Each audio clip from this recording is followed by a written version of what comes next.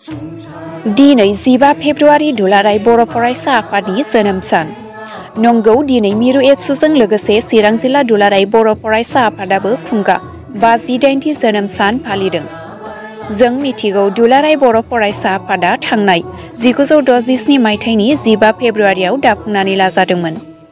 थांनाय गोलाव समाव अर्थात 58 बोसोराव बर' हारिनि थामोनथाखौ नोजोर बोनानै बर' हारिनि खैदां खैफोद सुखु-दुखु फारफ्रोमबो बिथिङाव मेंनाय गैयाजासे खामानि मावबोनानै दिनै दुलाराय बर' फरायसा आफादा खुंगा 58थि जोनोम सान फालिनो हाबाय।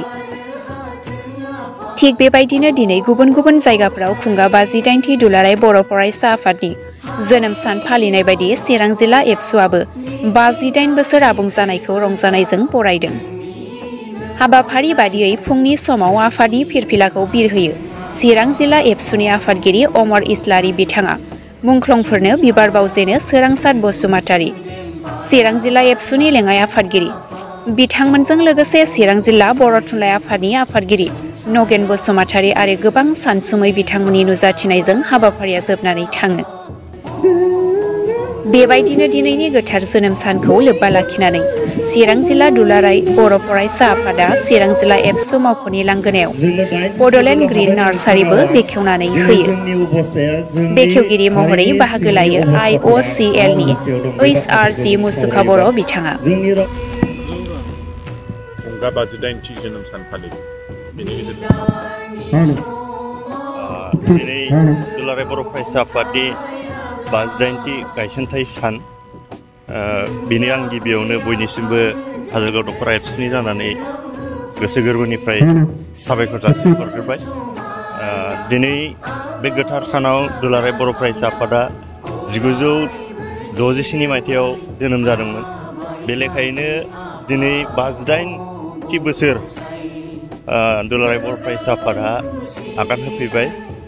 दा बाहाय जोङो दुलाराय बर' फरायसा आफाद हिसाबै बेखौनो नुदों, गायसनगिरि बानेस्वर बसुमतारी आफादगिरि, लोगोसेयैनो खंकेश्वर नार्जारी गाहाय नेहाथारिजों लानानै आथिखालसिम 58थि बोसोराव दुलाराय बर' फरायसा आफादा हारिनि गिलिर बिबानखौ लानानै जिहेथु हाबा मावबोबाय, इयुनावबो मावलांगोन बेखौ जोङो आसा खालामो।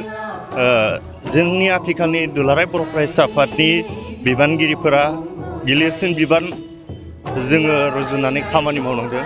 मानोना जोङो सानदोंमोन 2020 मायथाइयाव बिटिआर गोरोबथानि उनाव दुलाराय बर' फरायसा आफादनि हाबाफारिफ्रा एसे खमायगोन साननानै जों सानदोंमोन। नाथाय जों नुबाय दुलाराय बर' फरायसा आफादनि आथिखालनि जांख्रिथाय, बियो इसिङारि जांख्रिथाय।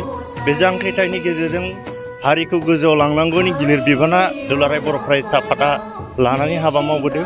आरो जोंनि नुनायाव दुलाराय बर' फरायसा आफादा जे हारिनि थांनाय थैनाय गासै बिथिंफोरखौ नोजोर बोजोबनानै आथिखालनि समाज बिथिं, सोलोंथाइ बिथिं, हारिमु बिथिं गासै बिथिंफोरखौ लाजोबनानै हाबा मावनो गोनां जादों।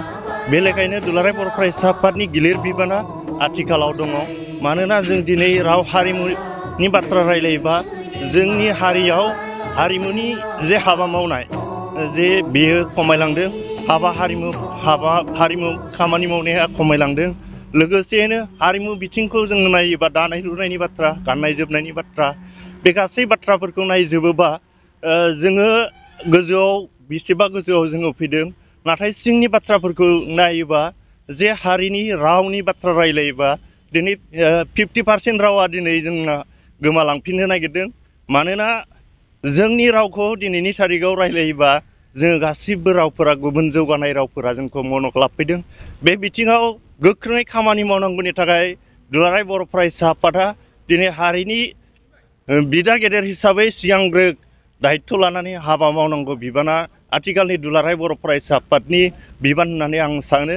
आरो जों काजलगाव दख'रा दुलाराय बर' फरायसा आफादनि जानानै बेखौनो खावलायगोन, हारिनि जिहेथु जोङो जेंना जेंगोनानि सायाव हाबा मावनो जिहेथु जों बिबान लादोंबा जोङो साफ्रोमबो जोंनि हारिनि गासै रायजो राजाफोरखौ जोङो सांग्रां खालामनाय आरो जोङो गोजौ फारसे लांनांगौनि थाखाय गासिबो जोङो हाबा मावनांगोन। मानोना बड'फा उपेन्द्रनाथ ब्रह्मआ जोंनो गिलिर बिबान होलांदों, बर'खौ गेरेमसा हारि दानांगौनि थाखाय जोंनो गिलिर बिबान होलांदों। दा बेनि थाखायनो बे मिशनजों बे थांखिजों आथिखालनि दुलाराय बर' फरायसा आफादा जोंनि राव हारिमु समाज बे बिथिंफोरखौ लाजोबनानै हाबा मावनांगौनि बिबाना आथिखालनि 58 बोसोरनि बिबानगिरिफोरा गिलिर बिबान दं होननानै आं सानो आरो बेखिनियानो दिनै हाबाफारि हिसाबै मा खालामगोन जोङो चिरां जिल्ला आरो काजोलगाव दख'रा जथायै जोङो फुंनि आर'जनिफ्राय जागायनानै जोङो फिरफिला बिरहोनाय मुंख्लंफोरनो बिबार बावनाय लोगोसेनो काजोलगाव दख'रा आरो चिरां जिल्लाया जथायै जोङो ग्रिन बड'लेण्ड मोनसे नार्सारि जोङो दिनै जागायनाय बा बेखेवनाय हाबाफारि दङ बेखौबो जोङो दसे उनाव मावनो थांगासिनो दङ बे थांखिया बेनो जोंनि जे हाबा हारिमु बे बिथिंफोरखौ नोजोर बोजोबनानै बे ग्रिन बड'लेण्डखौबो जोङो खालामदों बेनि गेजेरजों जोंनि लाइमोनफोरखौ जोङो थुलुंगा होनाय बे बिथिंजों बेखौबो जों खालामदों আজি নিখিল বড়ো ছাত্ৰ সন্থাৰ 58তম প্ৰতিষ্ঠা দিৱস এই শুভ দিনত মই সকলো বড়োলেণ্ডবাসীক মই মোৰ তৰফৰ পৰা আন্তৰিক শুভেচ্ছা যাচিছোঁ আৰু আমি নিখিল বড়ো ছাত্ৰ সন্থা হিচাপত আমাৰ বড়ো সমাজৰ যিটো শিক্ষিক সামাজিক এইবিলাক কামৰ কৰি আছোঁ আৰু তাৰ বাদেও আমাৰ বড়োলেণ্ড অঞ্চলত থকা বিভিন্ন জাতি জনগোষ্ঠীৰ লগত মিলি প্ৰীতি হৈ আমাৰ সমাজখন কেনেকুৱা আগবাঢ়িব পাৰে এই দিশত আমি কাম কৰি আছোঁ আজি আমি কাৰ্যসূচী হিচাপত আমাৰ নিখিল বড়ো ছাত্ৰ সন্থাৰ যি পতাকা উত্তোলন লগতে আমাৰ শ্বহীদসকলক শ্ৰদ্ধাঞ্জলি লগতে আমি আমাৰ চিৰাং ডিষ্ট্ৰিক্ট আৰু খালগাঁও আঞ্চলিক একগোট হৈ আজি আমি এই খালগাঁৱতে আমাৰ এফচু অফিচৰ প্ৰাংগণতে আমি এটা নাৰ্চাৰী আজি ইনাগৰেশ্যন কৰিবলৈ গৈ আছে আশা কৰিছোঁ এইবিলাক যাতে ভৱিষ্যতত আমাৰ যিবিলাক ইউথছ আনএমপ্লয়ড আছে তেখেতক এই কাৰ্যসূচীৰ দ্বাৰা আমি অলপ হ'লেও এনকাৰেজ যে ৰাস্তাত দেখুৱাব পাৰিম বুলি আমি ভাবিছোঁ আজি মেট্ৰিক পৰীক্ষা আৰম্ভ হ'ল প্ৰথমতে আজি 2025 চনৰ যিটো মেট্ৰিক আজি আৰম্ভণিৰ দিন আজি ছাবজেক্ট হিচাপে ইংলিছ আছে তো সকলো ছাত্ৰ ছাত্ৰীসকলক বা কেণ্ডিডেটসকলক মোৰ তৰফৰ পৰা বেষ্ট অফ লাক যাচিছোঁ লগতে আমি চিৰাং ডিষ্ট্ৰিক্ট হিচাপত এইটো বিচাৰিছোঁ যে আমাৰ ছাত্ৰ ছাত্ৰীসকলে যাতে ভাল এটা ৰিজাল্ট কৰিব পাৰে এইটো আশা কৰিছোঁ